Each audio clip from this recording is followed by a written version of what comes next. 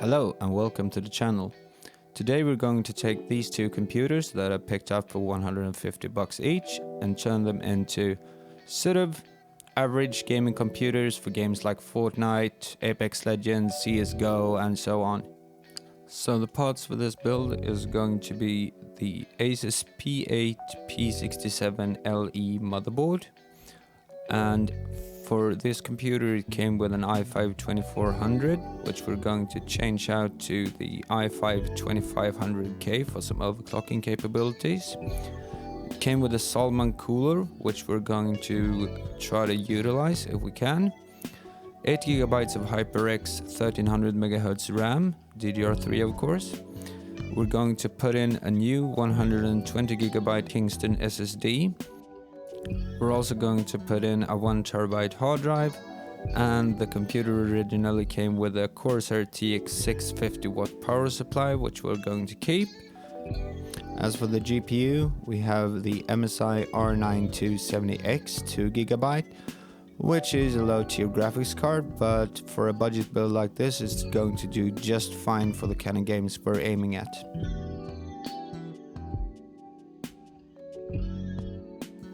The case is the Aerocool Bolt, which is a nice case with a tempered glass side panel and RGB, addressable RGB actually in the front, with some nice carbon fiber texture in the front.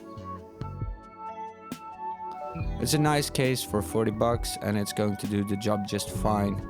It's a bit flimsy, but it has magnetic dust covers and it's an all-around good case for the money. And as you can see, the power supply is a bit dirty and we need to clean that up a bit. When cleaning it, I usually use compressed air and WD-40 to make it all look nice. It's important to use a screwdriver or something similar to just hold the fan blades in place so you don't overspin the fan and damage it in any way.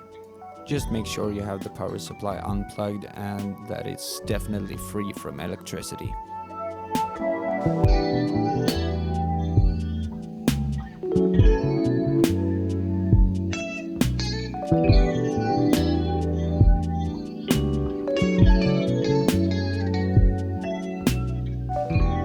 So once cleaned, the power supply looks really good actually.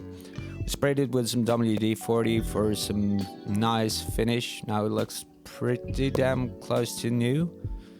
And we also dusted off the power leads and stuff and blew it out with some compressed air from my compressor.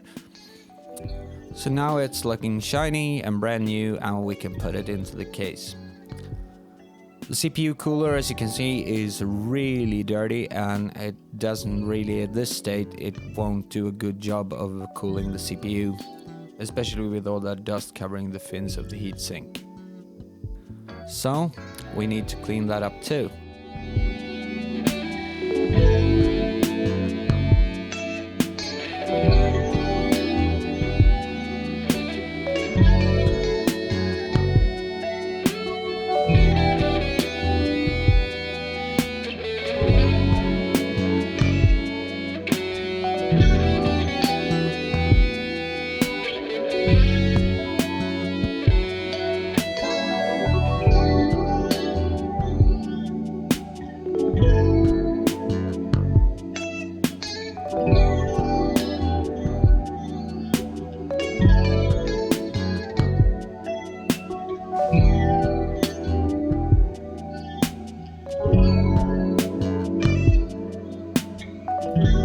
After a good bit of cleaning, we can see that the CPU cooler is now looking almost brand spanking new. We also doused the fan in some WD-40 for maximum looks, so now it's looking shiny and new, and all the dust are gone between the fins, and we cleaned off the excess thermal paste from the old CPU.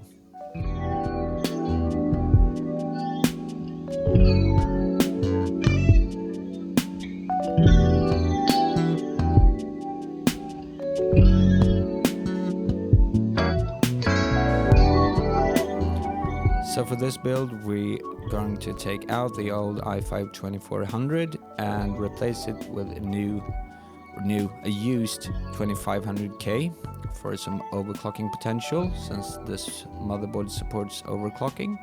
We're going to try to push it to about 4.5 GHz stable.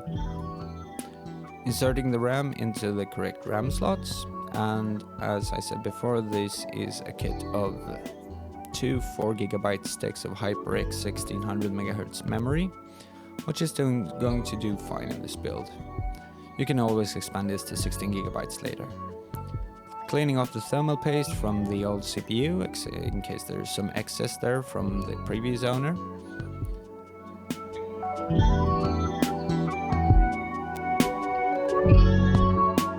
And mounting the old Salman cooler with this ring mount clamp system.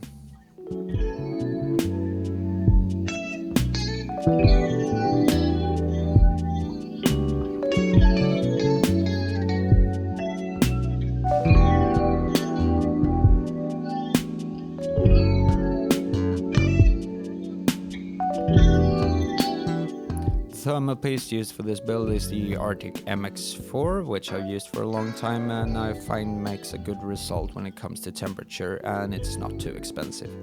Also, I like to spread it out with this CPU thermal paste spreader.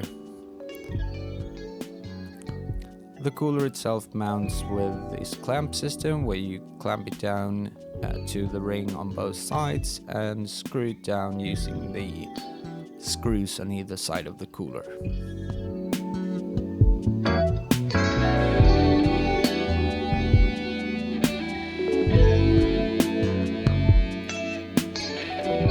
Also wiping off any excess dust that may have gathered on the CPU cooler since we've cleaned it.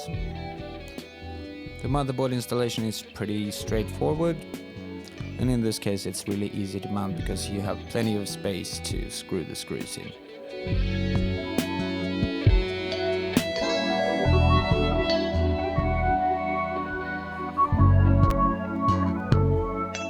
Sort of an odd mechanism to mounting the mechanical hard drive in this case, and that comprises of you having to screw in these screws on one side of the hard drive, which is going to go in sort of a groove on either side of the case. Then you have to screw it in to fasten it via the PSU shroud, which means you can't mount the PSU before you mount the hard drive. Next up, we're going to install the 120GB Kingston SSD to hold our operating system and maybe one or two of the games.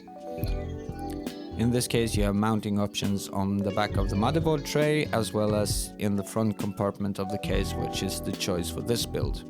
It mounts fairly easily by mounting it on the 4 screw holes to hold it in place, and you have ample room for cable management.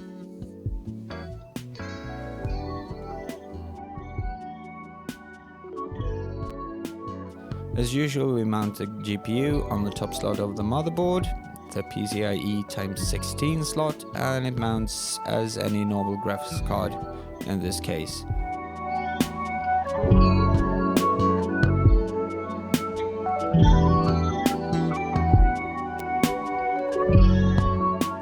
For this particular build, I made the choice of routing the GPU power cables through the front of the hard drive tray to make it a bit cleaner. Otherwise we would have routed it through the back of the motherboard tray through the holes, and that wouldn't have, I tried it, but it wouldn't have looked good. And also we're using some zip ties to clean the entire thing up.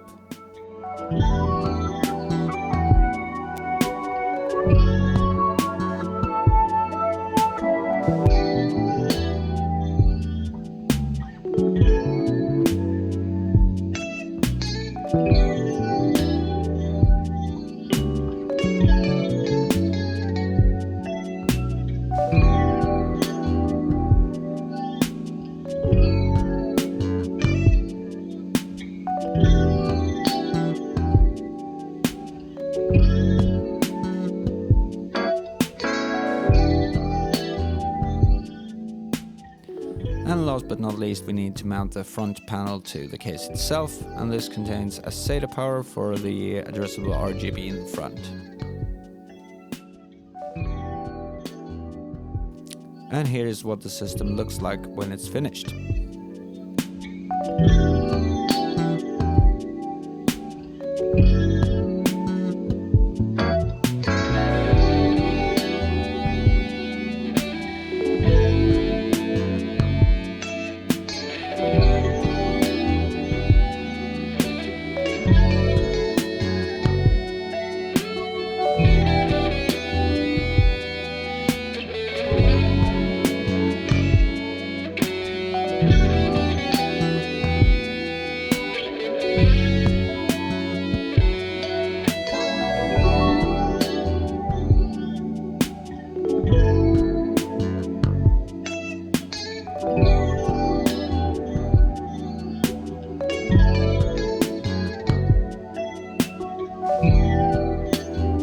when we have the system turned on, we can see that we have the front panel addressable RGB in a rainbow pattern right now. Of course, you can switch it to whatever color you want.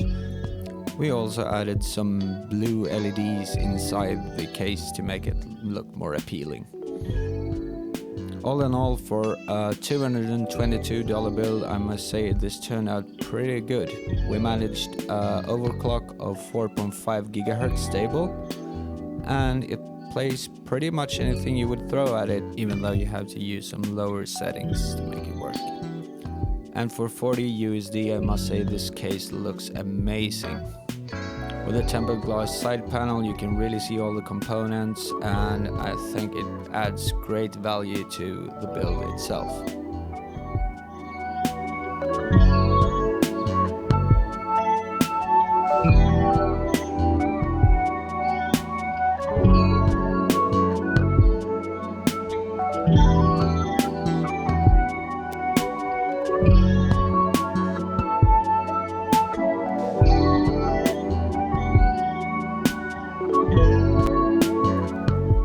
And now for some testing. In Firestrike we managed a score of 6,592 with a graphics score of 7,819 with a physics score of 8,098. That puts it in the bottom of our chart regarding the used PCs we have built so far, right below the i5 4590. In TimeSpy we got a score of 2036, which isn't great, but still sort of holds up for this kind of computer. We have a graphics score of 1923 with a CPU score of 3057. This also puts it in the bottom of our used PC chart. Once again, right below the i5 4590.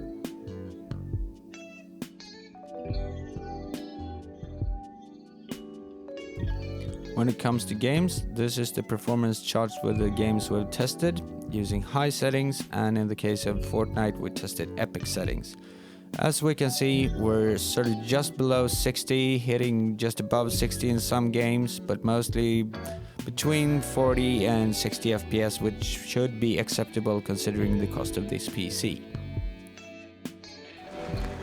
In Dirt Rally, we're running 1080p and ultra settings, and we have an average of 65.2 FPS with a 1% low of 53.3 and a 0.1% low of 51.1, which is a really good result for this PC.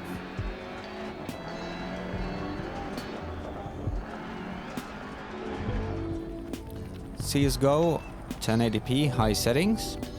We have a result of 154.3 FPS average with a 1% low of 13 FPS and a 0.1% low of 3.6.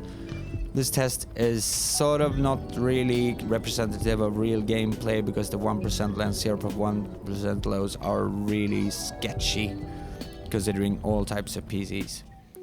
Fortnite 1080p and epic settings. We have an average of 42.7 FPS, a 1% low of 26.8 FPS, a 0.1% low of 17.7 FPS. Actually, it runs better than suspected, and it works really well. If we drop the settings down to medium settings and keeping the epic view distance, because that's what you want when you're playing, so you can see further on the map, we have an average of 89.8 FPS, a 1% low of 63.1, a 0.1% low of 21.9, which is much more playable. Apex Legends on high settings, even though we had to drop the textures to low because of the VRAM limitations. It's running at about 48.7 FPS average with a 1% low of 30 and a 0.1% low of 26.7. Which I think is, considering we got some really good kills and some good gameplay, I wouldn't complain using this PC for playing Apex Legends on high settings.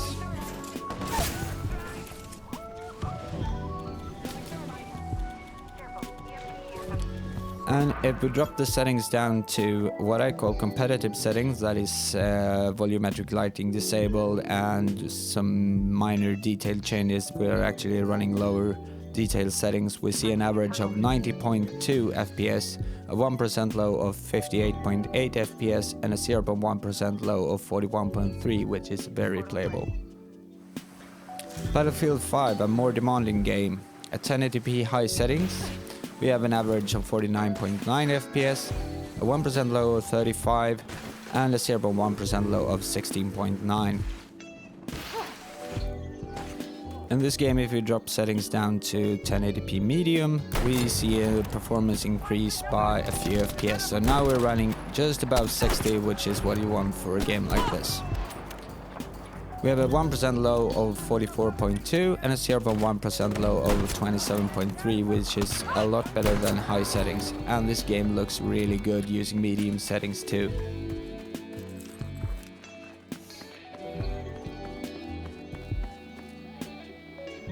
So in conclusion, who is a PC like this for? And most importantly of all, did we make any money building it? And is it viable to play on a PC like this in 2019? Well, a PC like this is mostly for the gamer who's not really concerned with high details and the looks of the game in particular, but still wants a decent experience. If you just want to pick up a PC and start playing games like Fortnite, Apex Legends, CSGO, World of Warcraft, League of Legends, and games like that, this PC is definitely for you, and you'll be happy for a couple of years to come. The i5 2500K, if you overclock it, yeah, it still holds its own, even in 2019. The GPU, however, is the weak link of this PC, I suspect, but you could change that if you like to, like an RX 580, RX 570 or 470, something like that for about $100. And of course, the biggest question of all, did we make any money building it? Yeah, we did. We paid $222 for this build in total, and we sold it for $325. That's a profit of $103, which we can put into the pool of building PCs. Since this is the first video I'm putting out building PCs from old used hardware, I'm going to start the pool right here. So, the pool right now is $103 profit from building PCs. So stay tuned for the next build where we're going to build the other one of the two PCs I picked up, featuring a GTX 770 and some of the existing hardware from that PC. Thanks for watching. Bye.